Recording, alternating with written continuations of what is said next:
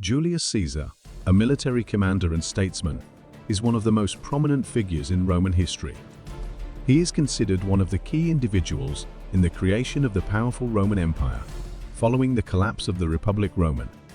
Although he never sat on the throne as an emperor, Caesar is regarded as one of the most important figures who played a pivotal role in shaping the Roman Empire. Despite debates about whether he was an exceptional statesman or simply a power-hungry dictator with a penchant for war, Caesar's contributions to the Roman Empire are undeniable. So, how did Julius Caesar live, and what made him a great figure? You will see a surprise at the end of the video. The youth of Julius Caesar. Caesar was born into an aristocratic family of the Julia lineage around 100 BC, with his real name being Gaius Julius Caesar. In some ancient myths, it was even believed that he was not born into a royal family, but rather was the child of a deity, sent down to aid humanity. Although Julius Caesar's family was of noble lineage, they were a relatively minor aristocratic family within the aristocratic circle. No one could have anticipated that this modest aristocratic family would give birth to and nurture an individual who would alter the course of Roman history and lay the foundation for the survival of this mighty empire. Born during an era of chaotic warfare, Caesar's mission became intertwined with battles. Throughout his adolescent years, the Roman Republic was divided into two factions: the Optimates, the aristocratic party, and the Populares, the popular party. For a young boy, the power struggles were still something too complex to comprehend. However, Caesar's family aligned with the Populares, a faction that advocated for measures and policies in favor of the common people over the aristocracy. A few years later, when Caesar was just 14 years old, his father and uncle passed away suddenly, burdening him with the responsibilities of the family. But with the support of the Populares, he secured a crucial national position, managing the finances and assets of the state, the Quaestor. It was at this point that he truly became a nobleman in the proper sense and married the daughter of a wealthy aristocrat of the time. Caesar's political career seemed like it would encounter numerous obstacles, but his path forward appeared surprisingly smooth. However, following a political upheaval in Italy in 82 BC, Lucius Sulla seized power and established a dictatorship. The initial difficulties in Caesar's life truly began at this point. From being a nobleman with immense privileges, he was unjustly stripped of all his positions, respect, and prestige. This turn of events also marked a gloomy outcome for him and his family. The first achievements of Julius Caesar. Initially, it seemed like the removal of his position would bring an end to his career, but it turned out to be the starting point of Julius Caesar's future success. With absolute power in his hands, Lucius Sulla issued punitive measures against all his past and present adversaries, including Julius Caesar's family. The reason Sulla cited for punishing Julius Caesar was his resemblance to his uncle, a rival of Sulla. Therefore, Caesar had to hastily flee to preserve his life. With keen wit, he joined the forces of Gaius Marius's allies, Caesar's aunt's husband, an area beyond Sulla's reach. He then participated in civil wars, achieving minor successes, and continued to secure a position as an envoy to Bithynia, ensuring assistance from King Nicomedes' army. He stayed there a long time for an extended period until the archenemy Sulla passed away, and it was 2 years before he returned to Rome. As for Sulla, after 2 years of absolute power, he took actions that went against all previous dictators. He disbanded his own army, restored the government, and abolished the dictatorship he had previously pursued. Furthermore, when leaving his palace, Sulla didn't take any bodyguards and moved around without protection. He even made all his actions public to every Roman citizen. Caesar once mocked that Sulla knew nothing about politics. And indeed, just a few years later, no one heeded Sulla's orders, not even the lowest members of society. Sulla was deposed and passed away shortly thereafter. The greatest threat to the city of Rome had permanently vanished, and Caesar returned to his homeland, embarking on his political journey. Returning to a capital city, Engulfed in turmoil and chaos, Julius Caesar quickly reassured the confused populace with his extraordinary oratory skills. He courageously accused the corrupt and rotten rulers. Even though subsequent generations in Rome produced many geniuses, none could articulate and argue as eloquently and sharply as Caesar did. With his unparalleled gift of speech, he gained the trust of the Roman people and became an icon of greatness in the eyes of the public.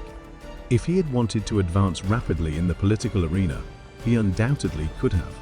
However, Caesar chose to take a step back to advance further. At the end of that year, he set sail towards a mysterious island in the Aegean Sea, where a renowned orator of that time resided. While crossing the sea, he was captured by a band of pirates. Even while in captivity, Caesar maintained an air of arrogance. When the pirates demanded a ransom of 5,000 silver coins, he boldly claimed that he was worth at least 12,000. While his family returned to Rome to gather the ransom, Julius Caesar talked to the pirates and even told them jokes. Once the ransom was paid and he was set free, Caesar immediately returned and hired several warships, along with a contingent of soldiers, to launch a surprise attack on the pirates' hideout. All of them were captured, crucified, and subsequently, he retrieved the ransom he had paid earlier. A few years later, he was elected as the protector of the emperor, a position beneath one but superior to tens of thousands. This marked the beginning of his political career. In 60 BC, Caesar began to run for the position of consul. With his previous remarkable successes, he succeeded in becoming the consul of the Roman Republic. Like any politician, no one could rise alone, and Caesar was no exception. Pompey, a skilled leader with a recent loss in a political battle against Marcus Crassus, the wealthiest man of that era. Crassus and Pompey needed Caesar's power, and Caesar required Pompey's influence and Crassus's wealth. The three of them joined forces and formed the First Triumvirate. The First Triumvirate became widely known when Caesar proposed a land redistribution law benefiting the poor, a law that would have significant ramifications. To get the law passed, Caesar's faction was ready to resort to violence, while Pompey assembled his soldiers throughout the streets of Rome, an action aimed at intimidating the political opponents of the First Triumvirate. Anyone who stood against Caesar faced bitter consequences. Caesar's power was now on full display, and the First Triumvirate ushered in a new era, leading Rome into a glorious period of history.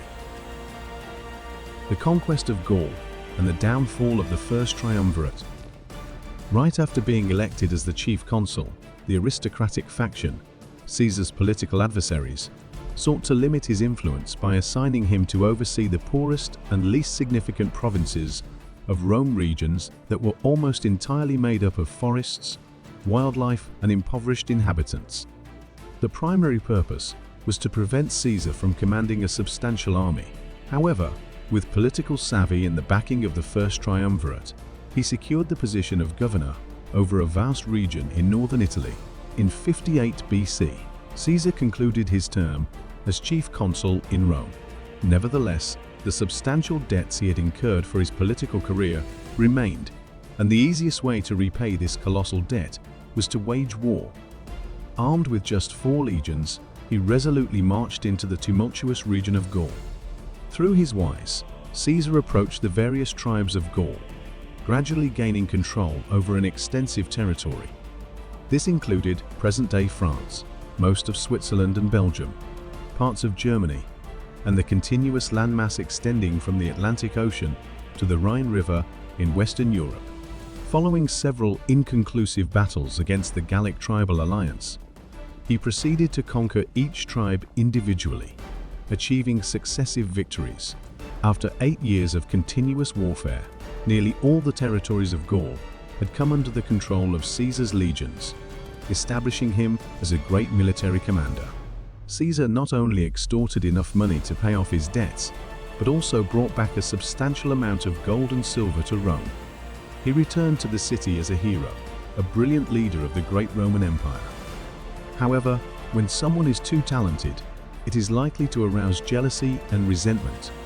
And in this case, It came from some high-ranking officials within the Roman government. They believed that he had a legitimate basis to rebel, seize the throne, and become emperor. In 56 BC, members of the First Triumvirate met at the conference in Lucca and solidified their alliance. The other two members of the First Triumvirate also continued to reap immense benefits from Caesar's military campaigns. Caesar's military expeditions consistently yielded positive results. But everything changed when he decided to invade Germania, resulting in a bitter defeat. Just 1 year later, Crassus was killed while conducting his own military campaign. Faced with numerous challenges, the last remaining influential member of the First Triumvirate, Pompey, betrayed Caesar and aligned with the aristocracy. The First Triumvirate officially crumbled from that point onwards. Although the alliance that Caesar had painstakingly built had collapsed in the blink of an eye, for a genius like Caesar, it was merely a minor setback in the countless challenges he had faced and would face in his life. In the next part, we will explore the decisions that propelled him to the heights of power and fame.